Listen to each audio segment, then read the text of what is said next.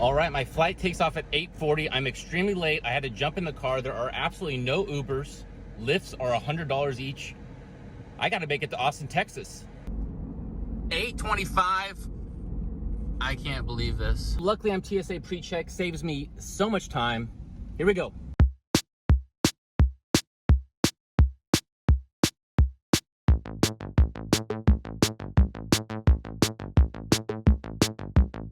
Welcome back to the vlog. Today I'm in Round Rock, Texas at the lodge under the lights. Looking forward to mix it up with $1,000 in my stack. And I'm mixing it up straight out of the bat. 8-7 suited. I put in a 3-bet from the small blind. 45 to call for dat, and he tosses his hand away, scooping the first pot with a little bit of aggression. And that's what I've decided to do all night. If there's ever an opportunity, a fork in the road to err on the side of caution, I decided I'm always going to choose aggression. I didn't come here to fold. I didn't come here not to get creative. I came here to play. I also came back to get a little redemption. Lost about $800 last time I was on the stream. Let's see if I can kick some butt this time. King Jack offsuit in middle position. I open the action to 30. I get a call from Snail. Florida makes the call as well.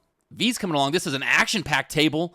I'm telling you, this is the best, the biggest, the craziest game I've ever played in. Everyone was having a blast. David calls, closing the action, 154 in the pot. We're going 5 ways to the flop. The flop comes out 10-7 ace. I have a gut shot. I open the action. I'm going to continue betting. I fire 80 into the pot. Incredibly, little do I know that I have 43% equity. Actions on Snail. He tosses his hand away. Florida lets it go as well. V makes the call with a pair of 10s. 8 kicker. He's winning the pot so far. Let's see if I can beat a card I need. No, it's the 9 of hearts, although this does give me a double gutter now. I'm looking for an 8 or a queen, but I'm not going to stop betting. 314 in the pot. I'm going for greens. While I'm counting out my bet, I notice that V is talking, not too interested. That's often a sign that he doesn't have a great hand. And he doesn't have a great hand. I make it 230. 544 in the pot. He's got to call a half-size pot bet. There's an ace on the board. It's connected. Straight's possible. But we're in Texas. And in Texas, they're not scared of nothing. He looks at his chips, grabs some greens. He's going to match my bet. He makes the call already. Second hand of the night that I've played in. And I'm sitting in an $800 pot with absolutely nothing. $700 left in my stack. We go to the river. It's another 9. I completely miss. I don't sense strength. I size up my opponent, and I decide there's only one thing to do. All in, baby. $714. I think this is my biggest bluff ever, and it's on the live stream. Let's go. Unless you have a monster, it's easy to be scared on this board. You probably would have 3-bet any premiums, pocket 10s, ace, king, etc. There are very few combinations of nutted hands like pocket 10s, pocket aces, 8-6 suited, 9-8 suited. He could have a missed flush draw. Regardless, he makes the fold, and I'm scooping the pot. And, of course, I show it to the table, getting my image set up for later. The next hand I get involved with, Aaron with 6-5 suited puts in a bet to 20. I have 10-6 suited on the button. Aaron's been very aggressive. I'm going to be aggressive right back, throwing 75. Now, this is not something I would usually do, but I don't usually play at the lodge. I'm here to mix it up, like I said. Aaron is not scared to make the call, and he does with the suited connectors. 160 in the pot. We're going to the flop. Queen 3-3. 1 club on the board. 2 spades for Aaron. We both check through. We go to the turn. It's the king of hearts. This time I decide I need to put in a bet when he checks to me. I throw in a cool 75. Of course, Aaron, with his flush draw, he's not going anywhere. We're going to the river, and the river comes out. It's a deuce of hearts. Once again, I have nothing. I need a bluff. Little do I know I have the best hand with 10 high, so I'm going to go for a stab. I bet a very small $100 bet, looking like I'm going for extreme value, and Aaron makes the fold, scooping another bluffed pot, although I bluffed with the winner, which is kind of an awkward thing to see yourself do, but we're moving on to the next hand. I pick up pocket jacks in middle position. Aaron's put a $10 straddle on the pot. I'm going to raise it up. I make it 30. As you can see, people aren't afraid to mix it up. V makes the call with 10-4 of clubs. Very similar to my last hand, but I like the aggressive move I put in with the 3-bet.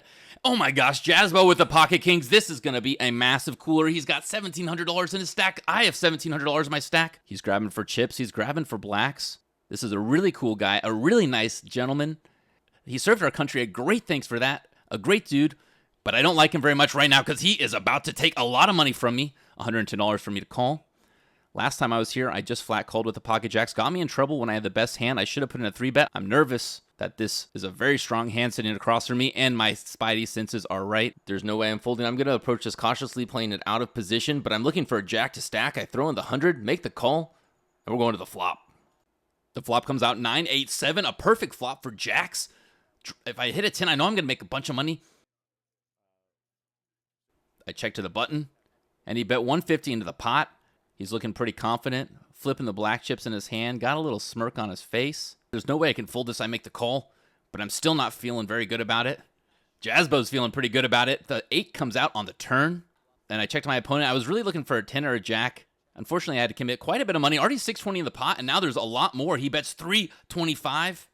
This is getting serious. I know there's still one more card to come, and he doesn't seem to be fazed by anything. There's 900 in the pot. I only have to call 1/3 of the pot to see the river, and it could be a jack giving me a full house or a 10, but I have to be careful about the 10 of diamonds. Plus, the board has already paired. I decide the best thing to do is throw it away, and I'm glad I did because I would have lost a lot more money than I did. Jazzbo is a rock star. He was kind enough to show me the kings.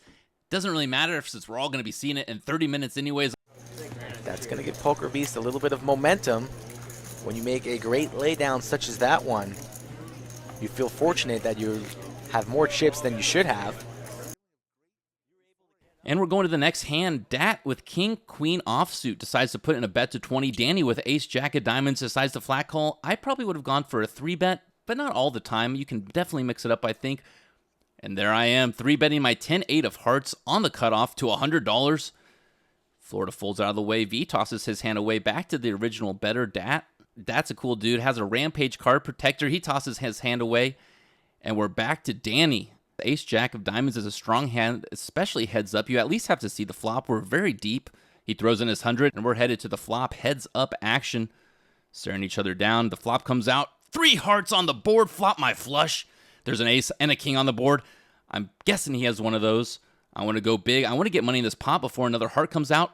And I'm betting big to protect against that. I need to charge him in case he has one of the 2 better hearts than me. I put out a pot size bet of $225. Danny is in a tough spot. Suited boards are terrible, but he does have an ace with a fantastic kicker. Thank goodness that's not the jack of hearts. And once again, he's going to make the call. I don't know if you've noticed, but these pots get massive. Danny throws in 225, exactly what I want to see, but a heart is not what I want to see. It doesn't come to 9 of spades, essentially a blank.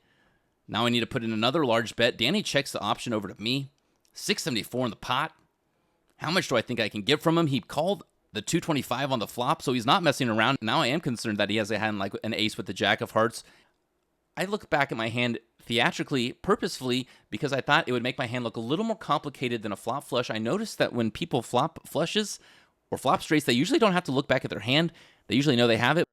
Let me know what you think about that little move. I decided to rip $500 into the pot. And Danny makes the call. $1,700 in this pot, and the river comes out the deuce of hearts. Not what I want to see. Danny checks it to me, and I flip my cards right over. Of course, they're only the queen and the jack of hearts. I think maybe I could have shoved on that river and gotten even more value. It was very thin. I was even thinking at the time, if he doesn't jam on me on the turn, but just flats calls, he probably doesn't want to get all of his money in. And then he checks to me on the river. He probably does not have the queen or the jack. I maybe could have ripped it in and gotten a little more value out of him. Let me know what you guys think about that. Scooping a big pot, stacking up all of these chips. I am in heaven right now. This is going in the right direction, much better than my last game. This was what I was hoping to do. Get up early, stay strong, stay aggressive, push the table around. It's a match the stack table, so I imagine that people are going to be topping off to what I have. And Aaron in the 2-seat does match my stack. I've never had my stack matched before. Pretty cool feeling. Moving on to the next hand, you have to rub him over that little chip on the felt. It's an RFID sensor, and that's how they have this whole production running. I pick up king, queen offsuit. The bet's 20, and once again, I'm 3-betting. Like I said, I'm always erring on aggression. I'm never just limping in tonight. I'm going to be 3-betting up the wazoo. Of course, this table is a table that likes to get rowdy, and so Snail calls with pocket 10s. V calls with pocket 7s. Jazzbo tosses his 5-deuce away. Dad has ace-6 of diamonds, 75 for him to call. And there's a lot of money in the pot. He's getting pretty good odds. And we're so deep that if he hits his flush, he could definitely get paid. He makes the call. And Aaron comes along with the queen 6 of clubs as well. $386 in the pot already. 5-way action. And the flop comes out 8, queen 9. I've hit my top pair, but that is such a well-connected, juicy board. I'm just picturing people sitting with jack 10 suited, 8, 9 suited. All these hands that could just devastate me. I go to bet, and then I look at Snail in seat 5 and notice that he's breathing pretty heavily, and it slows me down. I decide to check. My read was a little bit off. I can see why he was a little excited about the hand now, looking to turn at 10. But no, the turn is a 6 of hearts, giving Aaron 2 pair, taking the lead out in front of me. He bets $200. With the players behind me and a super marginal hand on this extremely connected board, I decided I'm just going to make the fold. The next hand, we all put in $15 and went straight to the flop. Everyone's in it. I have queen 9 flopped and open ender. Aaron bets 40 with his flush draw. Of course, I'm going to make the call. I have to see the turn. The snail throws in 40 with his pair of sixes, and then Florida moves all in $401 with ace jack, top pair. Great move. Great bet. Priced both of us out with our draws. And once again, this is a friendly, fun table. He shows his hand, lets us all know what he has, and we're moving on to the next one. We're doing another bomb pot. Aaron has put a lodge at the live coin in play. I thought a few other people were going to put their chip protectors in, so I put my little phone stand that I've used to record my first 60-plus vlogs in the pot. Thought it'd be a little funny. Then I realized real quick, I need that. I need to get that back. And luckily, I have ace deuce of clubs, flopped a flush draw, and a gut shot. I check. Florida's going to take the first action. He bets out $55. Action folds all the way back to me. I asked if that money that Florida has is in play. It is. He's got about $1,000 in cash right there on the table. I decided on a massive overbet of $300. I absolutely want that stand back. And I'm trying to push him right off the hand here. If he's not pushed off, I've already decided I'm going to go all the way with it. I've been bluffing all night. Why not bluff again? He makes the call, and we're headed to the turn, looking for a 4, looking for a club. No, it's the jack of spades. I actually want to know how much money he has over there, because this pot might get to be pretty massive. I size up chips, going for a bet, but before I can even make it, he mucks his hand, scooping the pot, getting him at the lodge coin, and getting my stand back. I put it under the gun straddle on the pot. Danny raises to 20. Aaron gets out of the way, and then J-Rock, who we haven't seen play much at all, makes the call with ace-10 offsuit. I have jack-8, and I think I'm going to go for another 3-bet here. Why not? Sizing up a little bit, because I really don't want callers that have bad position. I make it $100. Action's back to Danny. He decides that he wants to get out of the way, and then J-Rock, surprising to me, makes the call. Danny opens the action to 20. And frankly, I think this is probably one of the worst holdings that he would be calling with. We're headed to the flop, heads up, over $200 in the pot.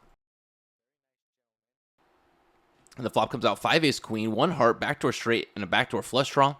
My opponent checks to me. You can see he's breathing heavily. He's got his arms crossed. He's taking no time to call my 100. That should be a huge red flag to me. I definitely should know I'm beat. He has less than $200. Sometimes you just have to cut your losses, like Skull Mike says. But then the turn comes out the 3 of diamonds. It's definitely a blank. He checks again. I'm thinking about going for it, but no, I check. And then the river's the 9 of hearts. I have a straight flush draw, but there's no more cards to come. My opponent checks, stacks up all of his chips. Like, if I shove on him, he's ready to put him in. I just thought strong means weak, weak means strong. And so I said, I guess this is a small window, a small opportunity to put a bluff on him. I'm overthinking it, as you can see right here, trying to talk myself into finding a way to throw 200 in. And throw 200 in I do, and he snap calls me with his pair of aces. I just wasted $400 on that hand. Definitely a slip-up. Definitely what I would consider the biggest slip-up of my night, although not my costliest. And we're moving on to the next one. There's a straddle on the pot. Aaron's raised it to 20. I make it 100. Dat has straddled the pot. Aaron throws in 20. I pick up pocket jacks again, and I 3-bet it to 100. Action goes all the way back around to Aaron. 80 for him to call, and he hasn't been scared of anything all night. He's been pushing the action a lot, probably pushing the action at the table more than anyone. And we're going to the flop, heads up. It's 5 king, 6 2 clubs. I hate to see that king. It checks through the turn. It's a 2 of clubs. Now there's 3 clubs on the board. Aaron wants to take a stab at it. He makes it $100, half-size pot bet. I know Aaron likes to get rowdy, and so I make the call. Can't fold just yet. And then the river is the 5 of hearts, pairing the board. I'm hoping to just check it through, get to showdown, 410 in the pot. Bet Aaron has other ideas. He looks at his chips, grabs some greens, puts in another bet, 160 this time. I make the insta call. I feel like if I folded this, it might be a little too tight, but maybe the situation tight was right. I was unblocking clubs, and he flips up king, queen offsuit to scoop the pot. J-Rock opens to 20 and proves he's just as wild as the rest of us. I pick up ace-9 in the middle position. I make the call. Florida makes the call with queen-8 offsuit. Dat 3-bets to $100. I got a pretty decent hand. I'm going to play. Why not? Florida's going to come along with his queen-8 offsuit. I'm telling you, this is a great game. 10-9-10 on the flop. Hit my pair of 9s, but I'm nervous about the 10. I'm going to check and see what the other players decide to do. Definitely willing to call a bet, but since it's not heads up and there's 2 players, it's better to be safe than sorry. Checks all the way through, and we go to the turn. Looking for a diamond. No, it's the 5 of spades. There's 324 already in this pot. There's no way I'm going to check again. I'm throwing a bet of 150, just trying to take the pot down here now. If someone has a 10, they'll re-raise me, and I'll definitely be able to probably fold. But I feel like I have to put in a bet here. I have an ace kicker. I got second top pair, and the chances of someone having a 10 with 2 on the board is low. Florida makes the fold. And Dat, with his gut shot, decides to fold as well, scooping another pot up 848 so far. Really doing well, headed in the right direction. The stream ends in about 15 minutes. I'm definitely looking forward to booking a win, coming back for my redemption, and I'm about to get it. But this hand, I make a beautiful play, pocket fours. There's a raise to 50, and I make the call. Florida makes the call as well. Skull Mike has no problem dancing. That's coming along. And Danny says, why not? Only 40 more to go into a $260 pot. We're going 6 ways to the flop, $301 in the pot, and I'm looking for 2 cards. The dealer puts up the flop, 10-5 deuce. It checks all the way around to me. I have some backdoor straight draw possibilities. I see all that money. I do something slightly dumb. I bet $150 into 5 other players. And Florida to my left has top pair, top kicker with the ace of clubs. He makes the call. Everyone else folds around. Heads up action going to the turn. I'm looking for a 3 or a 4. I'm looking for a 3, 4, or 6. The turn comes out. It's a 7 of clubs. Now there's 3 clubs on the board. I'm trying to decide, should I represent strength? Should I represent that I have a big hand? Or should I just give up? I haven't given up on any hands all night. It's worked out sometimes. Hasn't worked out others. When I decided to err on the side of aggression, maybe I didn't have to do it all the time. I go for a $200 bet. And with his top pair and then the possible for the nut flush draw, he makes the quick call. Doesn't take a second. That should definitely cause some concern. The river's a 3. Florida is sitting with the check mark as long as he can stay in the pot. He doesn't have a ton of chips left, but he has enough that maybe I can push him off with a hand. I'm blocking straights. Although I am on blocking flushes, I go for a bet of $600. Oh, this may be one bluff too many because he makes the insta call, and I flip up my hand in pain. Oh my goodness, 15 minutes before the end of the stream, and I donk off $1,000, donk off my profits for the session, and ruin my chances of being able to book a victory at the lodge. Absolutely painful. My expression says it all. Absolutely painful. The session wraps up, and I am a loser just shy of $200, all because I took one last bluff right before the buzzer. Thank you so much for watching. Kato out.